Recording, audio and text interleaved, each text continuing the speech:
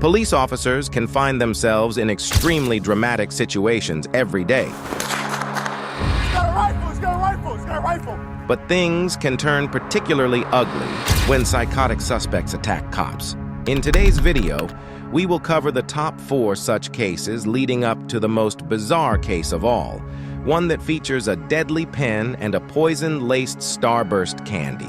You won't want to miss it. On the afternoon of March 28, 2023, San Antonio PD officers responded to calls of a shooting at a car wash on Essex Street. According to witnesses, 34-year-old Paul Palifox opened fire on a 66-year-old man over an argument involving money. Officers tracked Palifox to his home, where an officer stepped out of his vehicle to talk to the suspect. That's when things took a disturbing turn. Step up, I got the suspect right now. You don't reach for anything, dude. Hey, don't reach for anything, bro. Don't reach for anything. Don't you do it. Don't do it. Don't do it. Don't do it.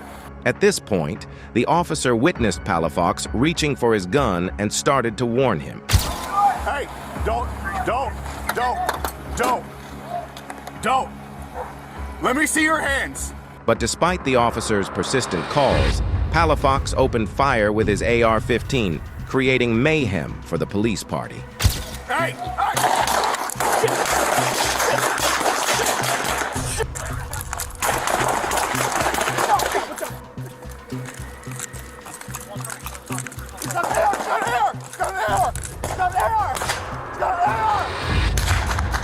He's got a rifle! He's got a rifle! He's got a rifle! He's got a rifle! He's got a rifle! He's got a rifle! During the altercation, Palifox went in and out of his house while he continued to fire rounds at the police. Drone video from the area then showed the suspect taking cover in between 2 vehicles as he continued his attack. Body cam footage from another officer's POV then shows the moment the officer was able to take a clean shot and take Palifox down. All right, hold here. He's down. He's down. Paul Palifox was taken to a nearby hospital but didn't survive his injuries. Unfortunately, Paul isn't the only one unhinged enough to attack police officers. Joana Kelsey McCreary. A similar situation transpired in Phoenix on July 8, 2020, when Phoenix PD officers received a 911 call that a woman had fired a gun near a hotel on Black Canyon Highway. Officers arrived on the scene where the caller directed them to the suspect, 24-year-old Joana Kelsey McCreary, who had a different story to tell. I told you, that's there, bro. All right, stay here. Stay here. Thank you. I might need you. Stay here, because I may need you. Young lady, do you have a firearm on you? Did you get into an altercation? Where you fired off a gun? I did not fire off. He fired off. His girl. Wherever. Stay over there. Yeah, please stay the f away from me. Okay. I didn't do shit. You got your f people back. Look, I have everything on my Let me phone. see your phone. Let me see. Everything's Show on me. my phone. Show me who shot a gun. Show me. I didn't have the video, but I have all Well, this you said you proof on. show me your proof that somebody shot the gun. It's written proof. This You have has been ID threatening first of me. all? I have a temporary. Giovanna denied owning a gun and claimed to have proof that she wasn't the one who pulled the trigger. She thought her words would be enough to convince the officers of her innocence. However, as the officers began to grill her about her supposed evidence, her story begins to unravel. He's been calling me, threatening me. I'll be back. I'll be back. Oh. And then he calls me, and he's like, he starts showing me around all these people. This is her. This is Who her. shot This the is her. gun? That bitch in there, the f***ing Mexican, with the f***ing bag. Okay. Where did she shoot a gun at? Towards me. Go wait over there for Still me. overseas, I'll shot her ass. Okay, sir. Go wait over there. I don't need you on top of us. I'm sorry, but my PTSD from overseas is fucking bad. I'm going to ask you to go wait. I know. Okay, we'll deal with that, but I just got to ask you to wait over there. I've asked you 3 times. I don't know. I mean, all I could tell you Okay, is well, we're there's going to a look lot at the of fucking video out here and see who shot what. All right. You had no gun? I do not. You got bullets? What are the bullets for? That's big. .357 mag. She's got a scale. She's got some weed. I don't know what's in here. I was looking for a gun, but... All right, I think we're still under. Oh, got some. Not only did officers find bullets in her bag, they also found illegal drugs. A quick search of her name also led to the discovery that Joana had an outstanding arrest warrant for a misdemeanor. The officers then proceed to put her in handcuffs, but that's when things took a shocking turn for the worse. Joana decides to do something incredibly stupid. Yep, that's all I'm saying. Don't be stupid. He's got a...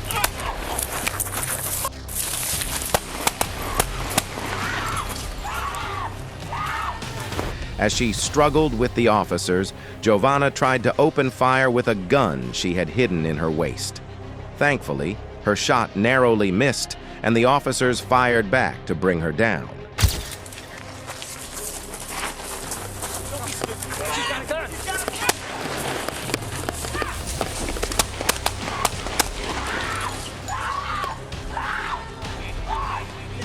She was admitted to a nearby hospital where she made a complete recovery. Shortly after, Joana was sent to Maricopa County Prison, but her days of assaulting officers were not yet over. While awaiting her sentence, Joana was scheduled for a hospital visit when she once again grabbed an officer's gun and fired a round. Luckily enough, no one was injured once again. While shooting at the cops is unimaginable, even making a credible threat of violence towards officers can lead to huge consequences, as was witnessed in this next case. Francisco Javier Alba. On November 30th, 2023, patrol officers in North Hollywood responded to a concerning 911 call. Yeah, I'm calling from 75 Laurel Canyon Boulevard, North Hollywood. It's a liquor store. My employee was just attacked by a transient, which sits across the street. And I think this guy is crazy. The caller described an unstable man who attacked a cashier at a local business with a hatchet. Officers arrived at the scene and were preparing their report when the suspect, 52-year-old Francisco Javier Alba, approached them. Be careful. Okay, careful. Hey, what? God bless you. Hey, be careful. Never you lie to me. Hey. I love the office anyway. I love the office. Okay, do me a favor. Por favor, Hey. ¿hable español?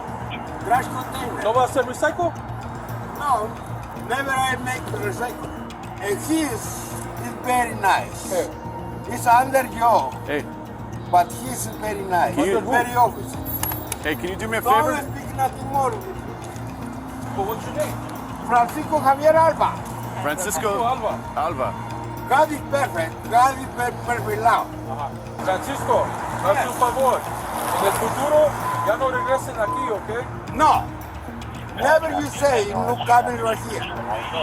All over the country is mine. Francisco, a la tienda no regresen. Usted estaba peleando con él ahí adentro. No. If I go put it, listen to me. If I go put it there, I put it up in 1 second. And don't speak nothing to me. Be quiet. Hurry up, Francisco. Hey, God live in you. Alba. Alba is my name. My last name. Hey, Francisco. Don't listen to me and don't speak. Alba, cuídense. The suspect can be seen wearing a lot of clothes and isn't particularly understanding of the situation. He ignored the officer's requests and crossed the street with his hatchet still in his hand. At this point, the officers call for additional backup as they continue to monitor Alba. Yeah. 1583, can I get an additional unit for 415, man? Kim said just first to call MEU and just make sure that he's not in the system, and then that's it. I mean, but to get their advisement, but he's not going to reach if it's 150 duties. He's not, you know what I mean? At this point, it's just he dissipates. Seeing Alba's actions, the officers are right to call the mental evaluation unit to check whether he is in the system or not. They also consider whether the situation qualifies for a 5150, which in California law is code for allows for an adult who is experiencing a mental health crisis to be involuntarily detained for a 72-hour psychiatric hospitalization when evaluated to be a danger to others or to himself or herself or gravely disabled. However, the officers quickly discount that possibility, even though the situation turns increasingly volatile. As the officers try and decide on their next course of action, the hatchet-bearing suspect returns and escalates the situation to an extremely terrifying level. 15X, hey, drop it! Drop it! Drop it! While Alba refused to comply with the commands, the officers utilized several less lethal munitions, including tasers and beanbag shotguns. 40 stand by! 40 stand by!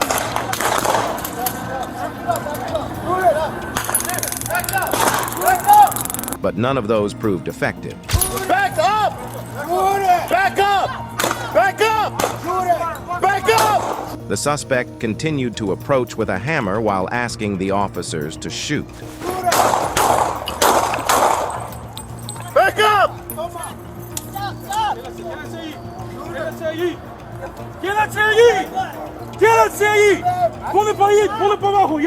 Finally, one of the officers decided to take a shot. Alba fell to the ground and was taken into custody. He was later taken to the hospital where he was found in stable condition and now faces a potentially lengthy jail term. Luckily, Alba was subdued before he could reach or harm any of the officers, but it got much closer in the case of Ohio's Reed Duran. On August 22, 2022, principal of St. Brigid's School in Xenia called 911 to report a trespasser on the premises.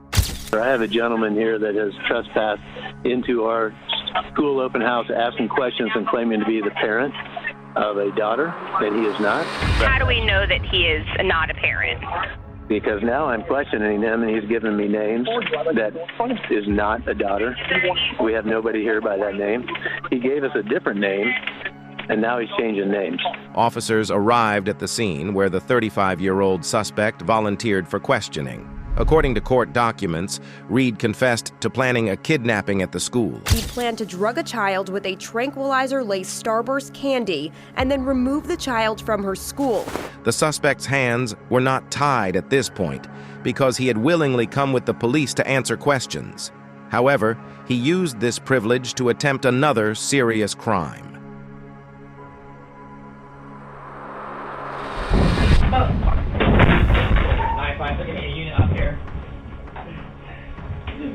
Put your hands behind your back now.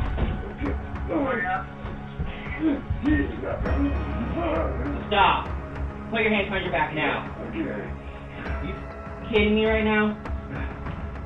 Reed charged at Officer Nicholas Peters, intending to stab him. Thankfully, the officer was alert and well-trained, which allowed him to immediately take control of the situation. Reed Duran was deemed competent to face trial after 2 separate psychological evaluations and now awaits his sentencing.